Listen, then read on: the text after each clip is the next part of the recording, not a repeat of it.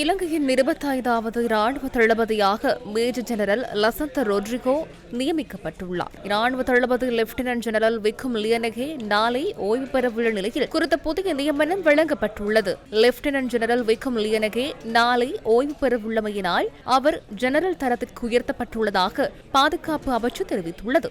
Major general Lasantha Rodrigo Kotanchery புனித Benedict வித்தியாலயத்தின் பழைய மாணவர் ஆவார்.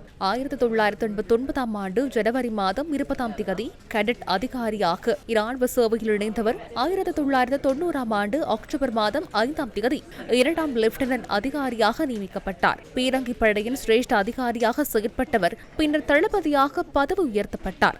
மேஜர் ஜெனரல் லசந்த ரொட்ரிகோ இராணுவத்தின் பிரதி அலுவலக பிரதானியாகவும் செயற்பட்டார்.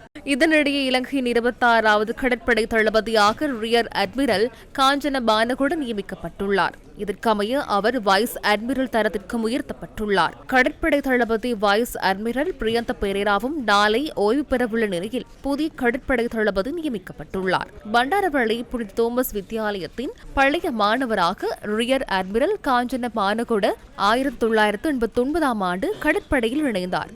கடற்படை கப்பல்களின் கட்டளை அதிகாரியாகவும் நிறுவனங்களின் கட்டளை அதிகாரியாகவும் ரியர் அட்மிரல் காஞ்சன மானகுட கடமையாற்றியுள்ளார்.